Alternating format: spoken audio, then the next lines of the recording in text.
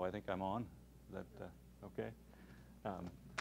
Well, thanks for having me, Hassan. Thanks for the introduction. And yeah, I'm basically going to kind of go over what the Bureau of Materials does. First, I'll kind of have just a real quick overview of IDOT, but then kind of dive right into what we do in materials and how it connects with ICT, which it does so. I think you'll see in a lot of examples we have a lot of connections and have had for a long period of time.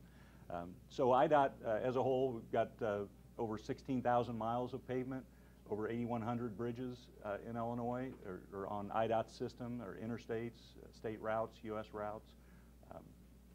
And so just the primary responsibilities at IDOT are to design, build, operate, and maintain. So with design, we do that primarily at the district level. We've got 9 district offices around the state. And other than bridge design is done centrally in the Central Bureau of Bridges and Structures.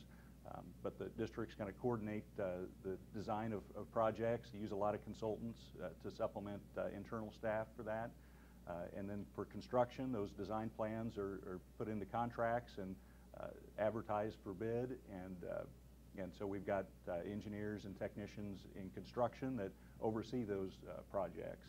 And then operations and maintenance, that's snow removal, salt applications, emergency repairs, those sort of things. So now I kind of want to focus and jump in on how we specify materials and evaluate those materials during projects to ensure compliance with specifications.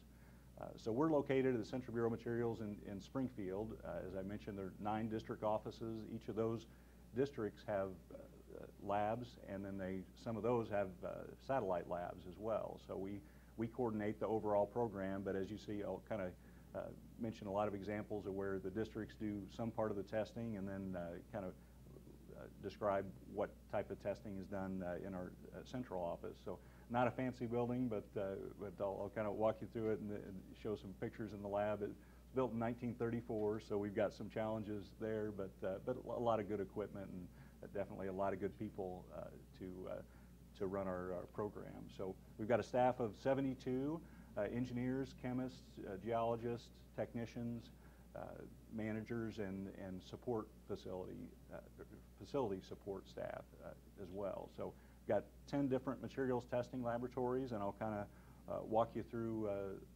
those. And just as a general overview of our responsibilities, we set the policies and procedures for the statewide program for materials inspection and acceptance. By and large, the districts follow those. There are some exceptions where a certain district may have local conditions and may have a district special provision where they kind of alter things. But overall, there's a centralized policy formulation, and that's done in our bureau. We also coordinate a training program for all the contractors and consultants and district staff that are involved with materials testing, and that's done through primarily through Lakeland College in Mattoon. They've got a training program for HMA, concrete, and aggregate sampling and testing. So, and that's a requirement for those programs that staff be trained in order to conduct those tests. And then we've also got some in-house staff that conducts training for soils and for some basic concrete and aggregate testing as well. So we've got a laboratory inspection program, so we go out and inspect all the district labs and their satellite labs to ensure that those are up to, their calibrations are up to date, their procedures are correct, their equipment's in good working order, that sort of thing. We also centrally perform all the initial inspections for all the consultant and contractor labs throughout the state that perform work for IDOT. So after that initial inspection and approval, then the districts take over that annual inspection program. And then, of course, we've got our centralized testing facilities that I'll kind of go through. So we inspect other labs, but we ourselves are also inspected, and that's through AASHTO, the Association of the 50 state DOTs. And they've got a facility in Maryland, and they've got a group of inspectors who go around, and this, I think they've got over 1,000 accredited labs throughout the country. And our labs are accredited for over 200 test methods. We perform more than 200, but those are the AASHTO and AASHTO test methods. As part of the accreditation program, there is a laboratory inspection that's very rigorous, so our labs are inspected by AASHTO personnel, and it's not a matter of getting a score above a certain percentage. You have to get 100% to maintain your accreditation. If there are any deficiencies or any problems, you have to show that you've addressed those in order to maintain your accreditation. So it's a really stringent program. And as part of that, in any other areas, any of the tests that you're accredited for where they have a proficiency sampling program, you have to participate in that. And what that is, basically they ship out samples to all the labs that are accredited, and if you're not accredited, you can still sign up and request and participate in the program as well, but you basically run those samples, report those results back, and then you're scored or rated, and it's a rating system of 0 to 5, and so we're participating in 22 of those programs, and of those 564 tests that we performed over the last year, we've gotten very high ratings, and those are Z-scores based on how far you are from the standard deviation for the results, for the nationwide results. So we've gotten 92% of our scores have been at those two highest levels of 4 or 5. So it's again, pretty rigorous program.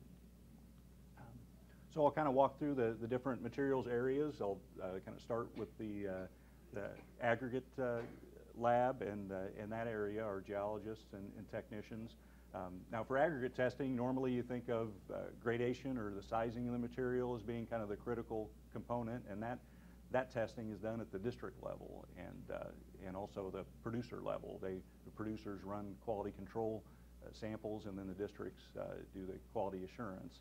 And what we're involved with and interested in at the central office, though, is the quality of the aggregate. And we've got over 650 aggregate sources from throughout Illinois and the surrounding states, and so it's a huge production. It's kind of our high production lab, you know, with that many sources, and each of those sources has multiple aggregates, you know, that they're sending in for testing. And what we do is test those for quality characteristics. There's a sodium sulfate soundness test where the aggregate samples, the coarse aggregate samples, are cycled through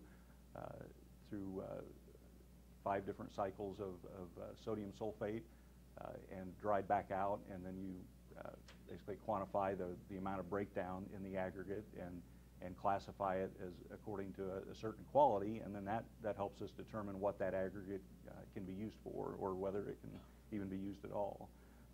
There's an abrasion test. The one we're using now is the LA or Los Angeles abrasion, but we're actually looking into a micro-Duval test, and have been working with ICT, or have worked with ICT on looking at that to replace the LA abrasion. And you can see the pictures up here, the aggregate in with the steel balls, and those rotate around the drum for a specified period of time, and then we quantify the amount of breakdown. But what ICT is going to help us with through research is looking at image analysis and running these through the analysis before and after micro-Duval to see what kind of breakdown there's been in the aggregate as far as angularity and texture. And then we also help identify flat and elongated particles, and that's a variable we use on certain mixes. But this work has helped us move towards using this micro-Duval to characterize our aggregates with regards to friction. So for HMA pavements, we're worried about if the aggregate's susceptible to polishing, we see a reduced amount of friction on our roadway surfaces, and that's something that we need to be careful of, especially in Illinois with a lot of our limestone sources are susceptible to that polishing. So we're hoping to transition to use this test to be a simpler and quicker way, and also to be able to kind of open it up to different combinations of aggregate, because the test method we're hoping to use is going to be easier to run, then we'll be able to test a wider variety of aggregates and combinations of aggregates to help us use our local materials as much as we can. Another big component, or a critical component of aggregate is its resistance to freezing and thawing in concrete, and so that's in our concrete pavements and slabs on grade. Whenever there's moisture, then we can see deterioration, and Illinois has a lot of these aggregate sources that are susceptible to this. It's something that we saw in our interstate pavements. We built a lot of those in the 60s and 70s, and quite a few of them failed pretty early on due to this freeze-thaw deterioration. So it was, I think, in the late 70s and early 80s when we established a relationship between this test method. It's where we cast the aggregate samples into a standard concrete mix and subject it to freezing in air and thawing in water. And we do 300 cycles, and you can see on the ends of these beams there's some metal studs, and we measure the elongation of those after that 300 cycles and correlate that to 20 years of pavement life. We're able to establish that correlation, and that's a criteria that we have. So we know we'll at least get 20 years of performance out of our aggregates that pass through this test. So see, I'll kind of transition into the concrete area now, and the standard testing, air content, which you see here on the slide, slump, compressive strength, flexural strength, those sort of things are tested at the district level. And then again, kind of like with aggregates, the more of the durability and quality aspects are tested in our labs in Springfield. So we're looking at freeze-thaw, not just from the aggregate perspective, but also from how chemical admixtures to make sure they don't have a negative impact on freeze-thaw durability.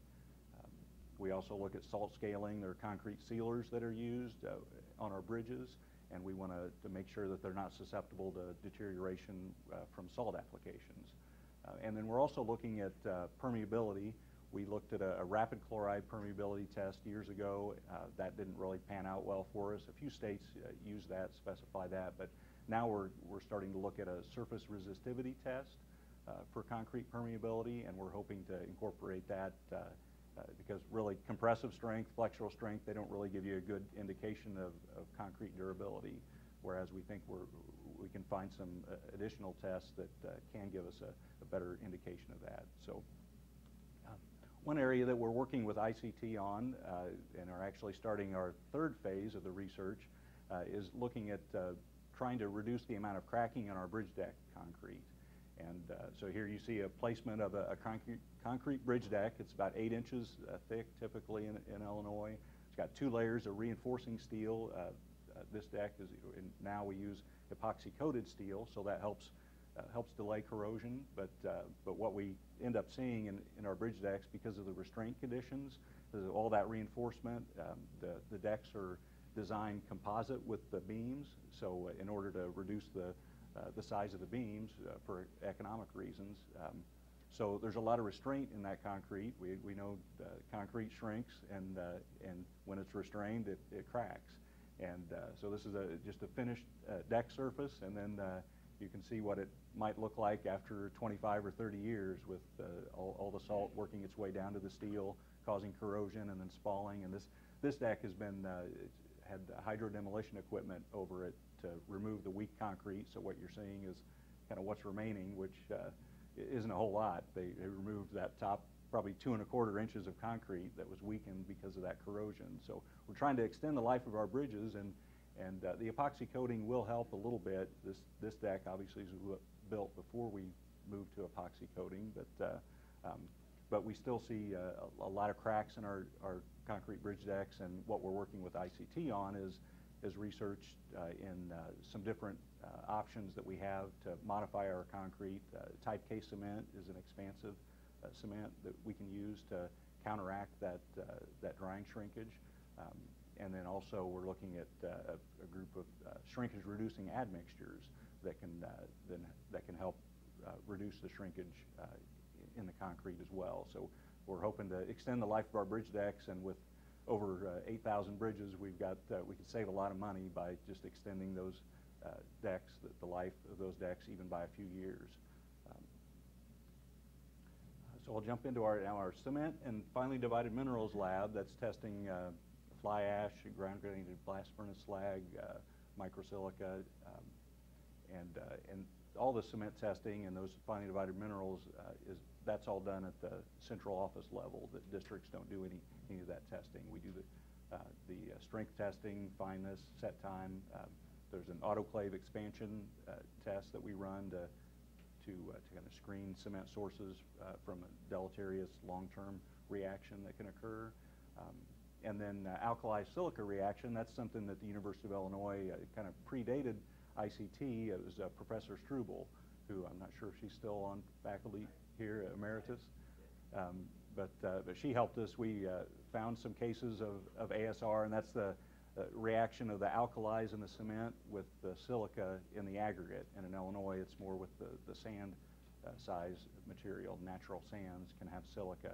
But it's not all silica, it's only certain forms, and there's no real way to look at it petrographically to determine what aggregate's going to be reactive, so we've got to do testing, and that's what our cement lab does, is kind of screen those aggregates, and they also look at all of our fly ash sources. We've got over a dozen sources of fly ash. Some of them mitigate the ASR reaction pretty well, some of them don't, and so we have to categorize those to and we want to give the contractors and the ready-mix producers as many options of materials as we can to try to use as much of the local materials as we can and help them keep costs low. So, so that's something that we do in this lab as well.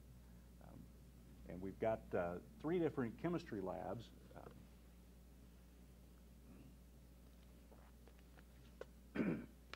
Our analytical chemistry, instrument lab, and bituminous lab. And that's probably our most sophisticated equipment in our bureau, X-ray fluorescent spectrometer, atomic absorption. Those are used for routine testing and as well as forensic investigations. And then the third bullet, those 3 pieces of equipment in combination are also used for forensic investigations. There was a stretch of pavement, of asphalt pavement outside of the Decatur area that had failed prematurely. And with this testing, or with this equipment, we were able to isolate that it was diesel fuel that had contaminated the asphalt and caused the failure. So, and this is, so it's a real useful tool. The X-ray is also a useful tool as far as fingerprinting material. So as we get a material in, test it, and approve it, we can get an X-ray, a fingerprint of that material, so we can compare years later if there's some formulation change and we start seeing problems, we can verify or not verify that something's changed in that product. So it's a useful tool for us.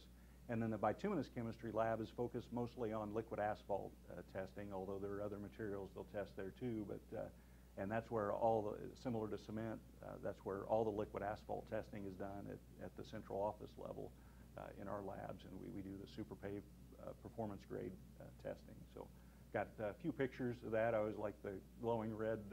Those are platinum crucibles that are being heated. Cement samples are being heated up to prepare them for the X-ray testing. And then we've got the atomic absorption and on the lower left, and then on the right side, that's our X-ray machine with a few of our chemists in our lab. And then we also do testing on pavement marking material. There are thermoplastics, epoxies, paint, polyurea, different types of products that are used for pavement striping and marking. And we do some, as you see in the upper left, some field testing. The majority of it's in the lab, but we do get out. That's obviously the best place to determine, what kind of performance the material is having. We do testing. We've got basically a long, dark room with black walls and ceilings and floors that it's our photometric range, and we set up sign sheeting materials in there and determine it's basically to simulate the headlight shining onto a sign at different angles to make sure that enough of that light is being reflected back to the driver for visibility purposes. So we do testing in our lab for that too. And then we even have the random accordion player come through. I was looking through some pictures to find, to give you guys an idea of what our lab looks like, and I think that was taken in the 80s. I don't think I haven't heard any accordions down in the lab, but that was kind of a funny shot I wanted to throw in there. But this relates, that upper left photo was actually taken as part of an ICT study, and that was on pavement marking durability, and we were looking at how those different materials held up, and we measure retroreflectivity of those materials, and we did that over 4 years just to determine, how they hold up over time. And then from that research, the researchers were able to develop a selection guideline that the districts can now use to determine what type of pavement marking material is appropriate for their different situations.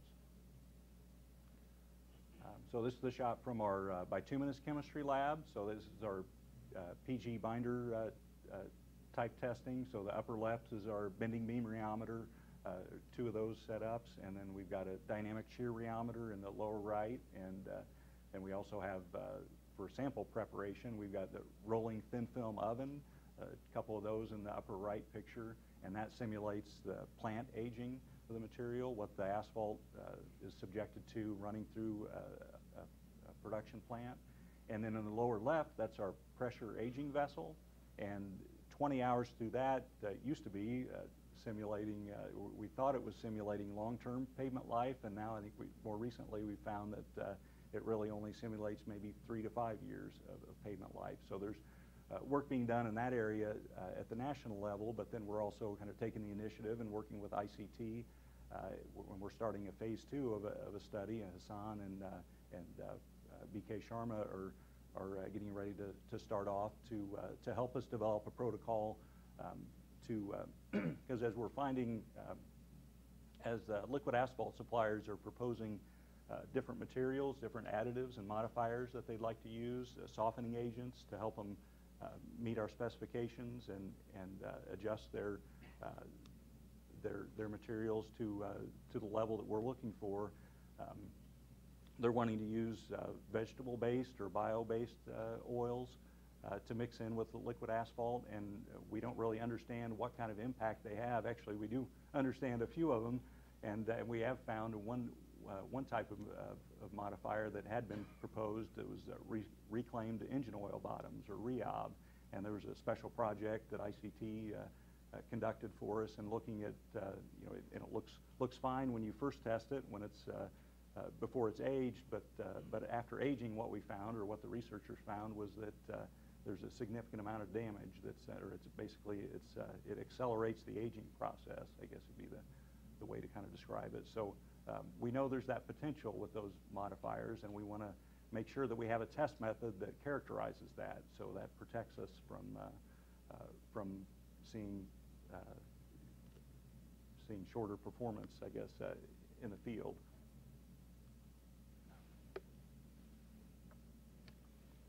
And this is just a few shots from our soils lab, and again, with this lab, we, like some others, we don't do any kind of routine testing. That each of the district labs have soils labs that do Proctor, which we do that as well, moisture density relationships. But we do more specialized testing. We're kind of a consultant to the districts, and we do consolidation. That's the row of equipment that you see in the upper left picture, and also do triaxial testing. There's electrical resistivity testing that's in the shot in the lower left corner there. So we just kind of specialize in some different tests in that lab. And then obviously we work closely with ICT in this area too, and this is a shot taken outside the doors here we did some Atlas testing out here with some different subgrade aggregate materials. So we're looking at expanding our options and looking at some larger size aggregate for subgrade applications, and that research allowed us to evaluate those and to change our specifications to allow some new options. And then our metals and miscellaneous lab, that's kind of our catch-all, other than the metal side.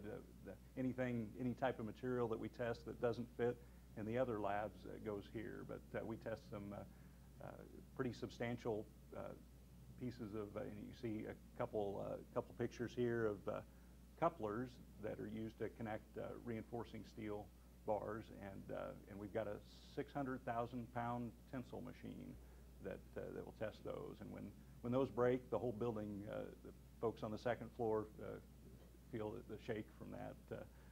So it's a pretty significant capability that we have for testing rebar and pre-stressing strand for concrete pre-stressed beams.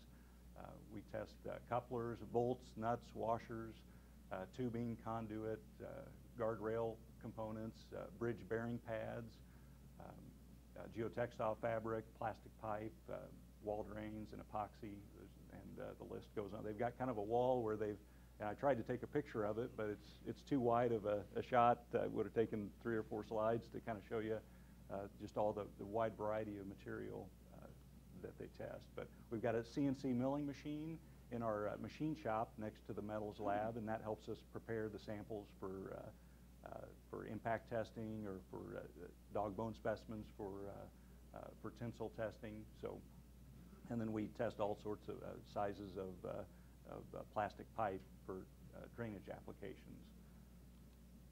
And then last but not least is our HMA lab, and that's probably the one that we do the most work with ICT, or at least here in the recent history have done a considerable amount of work. And they're more of a specialty lab as well. They don't do any kind of routine testing. The districts handle those responsibilities. We are a dispute lab, or kind of a referee lab, so if the contractor's test results and the districts differ by more than a certain amount outside of precision limits, then the contractor has the option to dispute that result, and so the sample gets, split of that sample gets sent to our lab, and then our results replace the district results, just in case there was any kind of issue or a flyer or something unusual happening. So we do that sampling. That's not a huge amount of testing, though.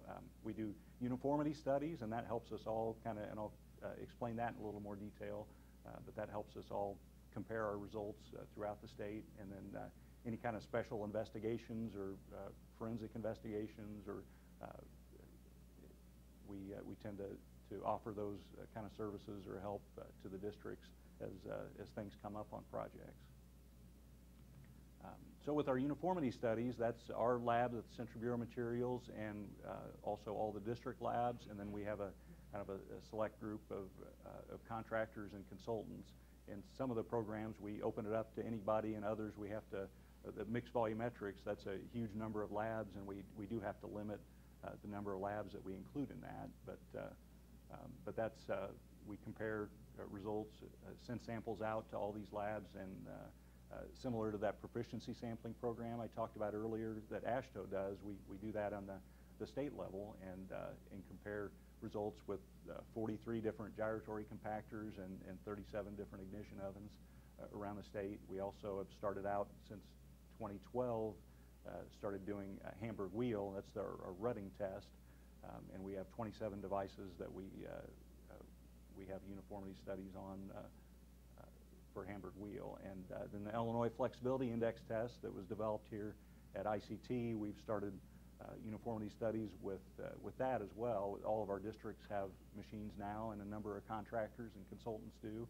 We've got 30 devices in that program. There were 3 rounds completed last year, and then already 3 rounds completed this year. So we're kind of accelerating that to learn as much as we can about the test here early on as we work on implementing it. So we've got 3 state DOTs outside of Illinois that are participating in this too.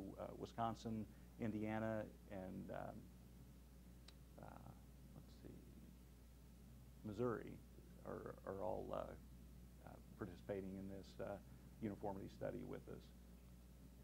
So these are our kind of bookend tests. I know Dave Lippert and others, and I'm sure Professor Alcati and a lot of folks have been involved with this and in looking at trying to frame performance through asphalt pavements from the rutting end of the spectrum to the cracking end. And so with the Hamburg wheel, we actually implemented that based on a trip that a group of folks from Illinois took to Texas DOT to kind of look at what they were doing, how they were using the Hamburg wheel, and criteria they were using. We altered it somewhat and implemented it here in Illinois. Well, with the cracking test, it wasn't quite that simple. There were a lot of challenges, but we definitely appreciate everything that ICT has done for us in developing this, and our challenge to them, and what we had asked for in this first study was to develop a test that relates to cracking resistance, that correlates to field performance, and but it's simple and inexpensive and practical to use, as we wanted to use it in mixed design and also during production. So we ended up with an excellent test, I think, and it's been very successful for us. The Illinois Flexibility Index test, it is a different way of looking at the data, and really an innovative approach that is what we've seen at TRB and other venues is really catching on around the country. And then ICT has continued to do work in that, and I think Dave Lippert may have talked about this study a couple weeks ago. There were 8 sections that were constructed in the Chicago area, and a group of engineers from our bureau were involved and conducted the crack surveys, and those were done through earlier last year. And you can see from the pictures here that flexibility index, we're looking for a minimum of 8.0 in our specification, and that's well below that at 0.9, and that was as built, during production that was measured, and because we expect flexibility index to drop and reduce over time.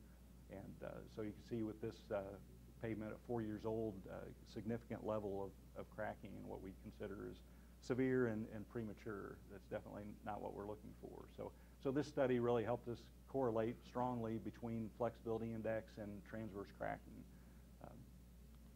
But we also worked with ICT, and they conducted a study for us on looking at the different machine types.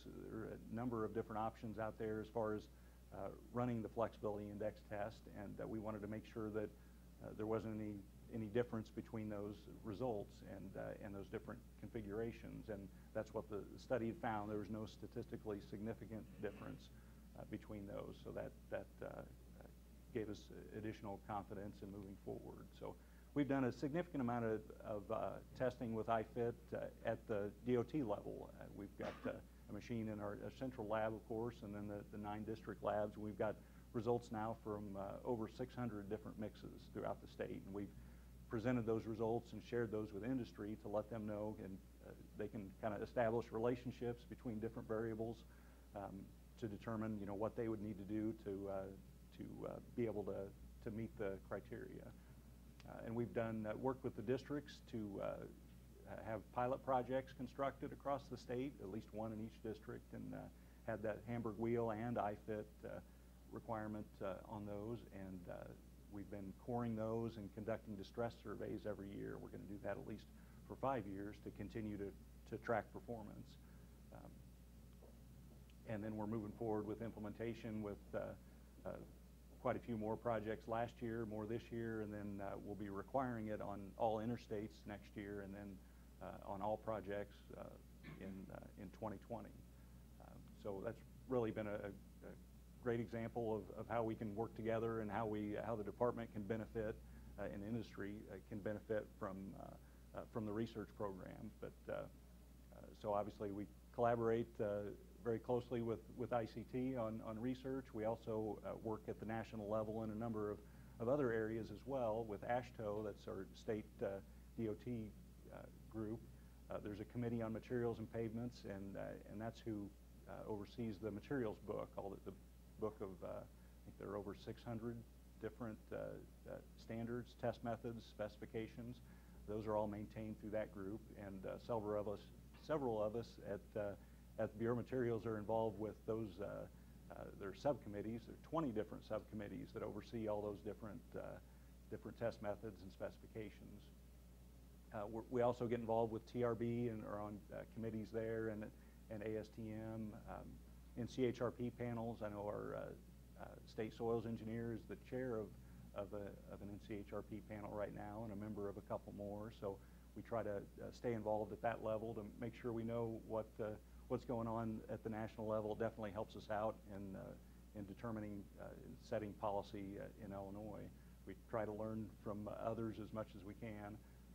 And we work with other states with pooled fund studies as well. We're not the lead state on any, but we contribute to those and participate on panels that oversee those projects. So, and definitely a lot of strong ties with industry, and that's even seen here at the ICT level. We have industry participation on the technical review panels for projects it's invaluable to get their perspective on things, and then eventually to get their buy-in on them. I think if we wouldn't have had industry involved with the IFIT research, it would have been a lot harder to explain to them and work, and that gave them an opportunity to provide input along the way too, and we see that as a really critical part of our program.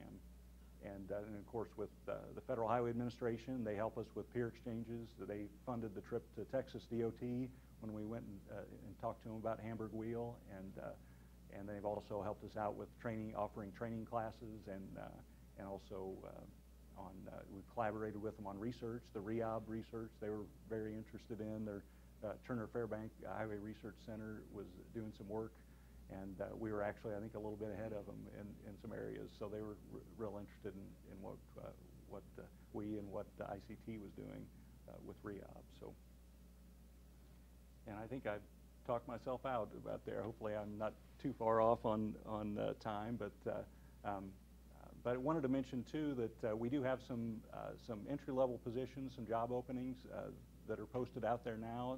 They're open until March 16th. They're on our website, but definitely feel free to contact me if you're interested in more information on those. But yeah, we really enjoy working with the group here at ICT and with the University of Illinois. Obviously, a lot of us at IDOT have strong connections. Myself, we've got Brian Hill, who finished his PhD a year or so ago. He's working for us over in the HMA area and working a lot on a lot of different topics, different areas. But we've got actually last year at the THE conference, our IDOT's statewide Engineer of the Year was Tom Zaire, and he worked here at Atril. I think he was one of the earlier, maybe the inaugural group, or pretty close to it, and so that was kind of a big deal, we thought, for as big of an organization as IDOT is, with a few thousand engineers. He was selected for that, and a lot of it was related to the work he did with IFIT, on our side, and also in collaborating with the university as well. So yeah, a lot of opportunities, I think, with the department and the Bureau of Materials. Really, we try to innovate and move forward, and look at we're obviously doing the routine testing and handling things on a day-to-day basis, but we're always looking for ways to innovate and move forward. So with that, I guess open it up to questions. Is that or?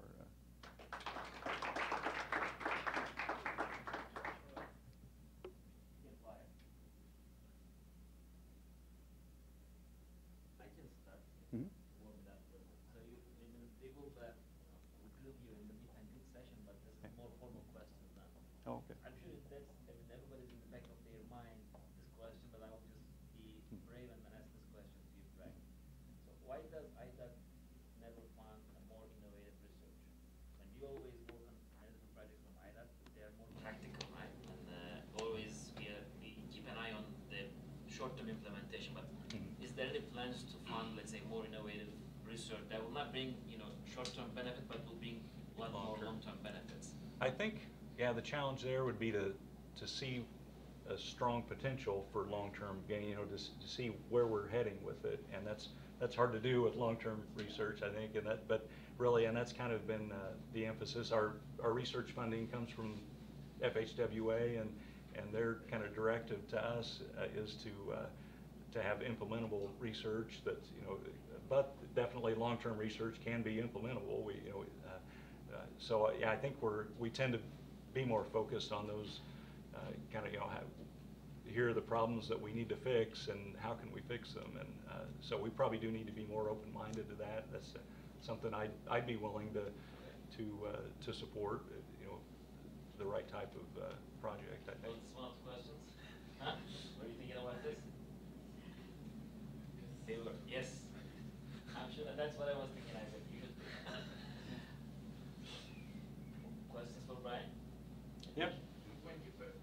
When you perform your annual study between all the one that you mentioned for the HMA mixes, which is typically selected as the collect value for that specific mix that you're doing for that downloading? Is the value from the VMPR, or is like the average value from all the different labs? We look at the mean value for all the labs. Of course, we always think we're right, I guess, or we tend to think that we're right. So we don't give that take that approach. We look at and that's the way AASHTO does it for their proficiency sampling program. It's the mean value from all the labs. So, and we feel like it's a large enough. Definitely with AASHTO, it's that could be over 1,000 labs in some test methods. So, and that's kind of how we calibrate to our uniformity study too, because we're being rated and compared to labs from around the country through AASHTO.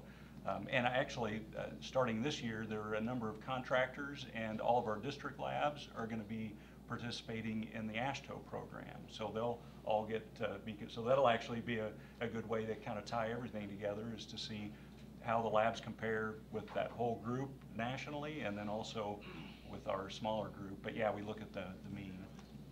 One follow-up question, like labs that are pretty off from the average or pretty off from like an acceptable range, there is any type of corrective action after those studies, or like what action are taking if a particular lab from any big city you saw that the results are pretty off from everyone?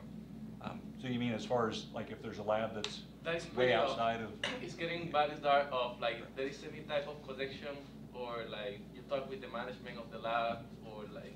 Well, yeah, we do. We can't, like with our the gyratory, with that many labs, 43. If there's a result that's outside, I mean, we're always willing. If there's somebody way outside, then normally they retest to see or look at their equipment to make sure there isn't something wrong. And we've definitely had those situations, and even as really, our district labs are being kind of compared with contractors' labs continuously throughout the construction season. And actually, District 1, it's out of our Chicago area, that's our busiest lab with the largest amount of work. And they actually do round robins or uniformity studies once a month for 6 months during the construction season. So, and I think in any of those cases where we see somebody that's well outside the average or the mean, we'll work with them and try to figure out, and maybe do some retesting and figure out what's going on, whether it was just a fluke or but yeah, that's the whole idea of that study, is to make sure that we're all able to get pretty closely comparing results. Thank you. So I have a question. So we know that the construction period for Illinois is like 6 months, is during like spring and summer. So I'm curious about what the IDA engineers are doing in winter time.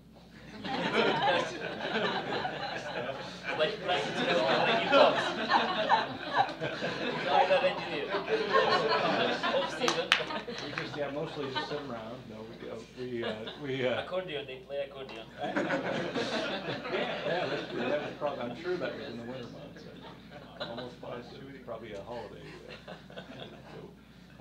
So yeah, in materials we do our workload, especially like aggregate quarries aren't sending as many samples in. We do, and actually we hire seasonal help over the summers to help us with our peak, our busiest time. So rather than have people with not anything to do over the winter months, we supplement staff, and that's the way the districts handle things with construction inspection, and especially with design. Well, design's more of a year-round kind of thing, so you don't get that kind of issue. But with construction, a lot of the districts use consultants, and so then in the winter months when they don't need them, they don't need them. But a lot of engineers in the districts who are working construction during part of the year will go and work on the drill rig over the winter months, or work in design, because obviously, like I said, design's year-round. So they'll get reassigned. There are some bridge projects that are almost year-round. They'll maintain those. But our bureau tends to be, we tend to have more conferences and training and learning opportunities over the winter months that we're going to. But then with our laboratories, we can do, even though we're not doing routine testing, we'll do experimental testing. And some of our labs are really set up more for that anyway. The districts are doing more of the routine testing. So we're kind of a little bit of R&D type labs. So that gives us some options on experimenting and and that's why I think we do tend to try to push forward and try to innovate, because we've got that opportunity. I was just curious if you have, within the DOTs within the country, if there's like an open forum of avenue of knowledge base. Because, I mean, when I worked as an undergrad for the NDOT, we didn't have as many toys as you guys did. Like, I don't know many DOTs that have a CNC machine. Just so with what you found and collaborated, like, how do you share these innovative ideas or learned lessons? It's through, I think, conferences and being involved at the national level. I think through AASHTO, we've got our AASHTO Committee on Materials and Pavements. That's pretty much all 50 or close to all 50 states participate in that. We have an annual meeting in August, and then we have web meetings for all those 20 subcommittees throughout the year. So we share information that way. There's through AASHTO, there's a National Transportation Product Evaluation Program, and that's a way that state DOTs can share their data. And actually, our lab in Springfield for reinforcing bars and welded wire fabric, we do the testing. The AASHTO staff goes out to the different sources around the country, take samples, and they get shipped to our lab in Springfield, and there are over 40 states that use our data to base their decision on whether to accept those materials or not. So, and there are a lot of other programs through NTPEP that where we can share data, and so that way one DOT isn't testing the same product from the same lot or whatever as 10 or 15 others. So yeah, I think we can always do better with that, and travel is really face-to-face meetings are the best way to really learn. But there's a National Concrete Consortium that a couple of our engineers go to twice a year usually, and there's a pool fund set up for that to help pay for travel to get those folks there. And that started out as a Midwest Concrete Consortium. I was involved with that probably 20 years ago, and so that's kind of grown into a national group. There's Federal Highway facilitates that a lot of times. There are expert task groups on asphalt mixtures and one on asphalt binders. They meet twice a year, and academia is very involved with that. I know Professor Alcatty's attended those meetings to talk about IFIT and to share, and that was a forum where a lot of other DOTs have learned about IFIT, and that's why we saw it like at TRB. I think we saw Oregon State University had a study that they were using IFIT, you were a celebrity in that conference, right? I'm sorry? You were a celebrity. Oh. Because yeah, that was another forum really, that there was a workshop there, so I spoke on balanced mix design and IFIT and hammered wheel implementation in Illinois. There was a gentleman from Texas DOT there, another from Louisiana, and then Maine DOT that was there too, and then a contractor from Louisiana DOT. So yeah, it's definitely something we try to do, but usually the challenge is travel. Very quick question. I'm just wondering if your lab do you planning or have you already offering this non-destructive testing for the materials?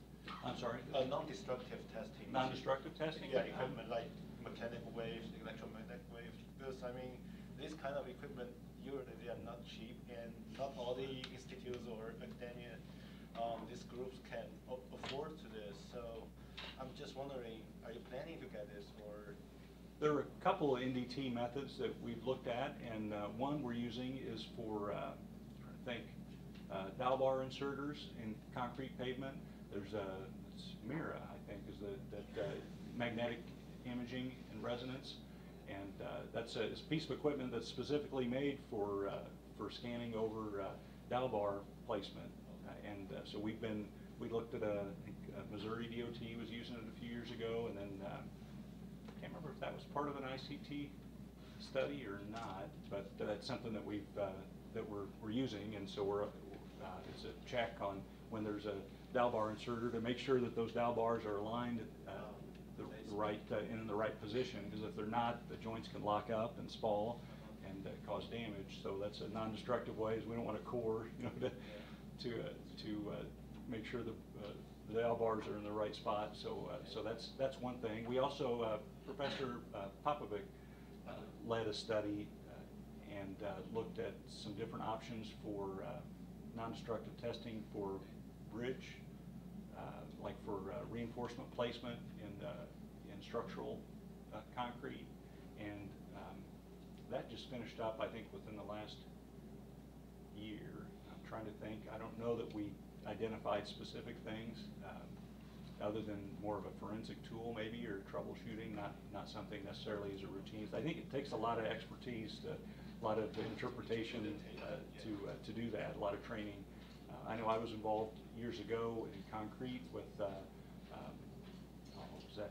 Now I'm going to forget what it was called. It was like just a small unit that was placed on the concrete surface, and just like a ball on a rod that struck the pavement, and trying to think, impact echo. Yeah.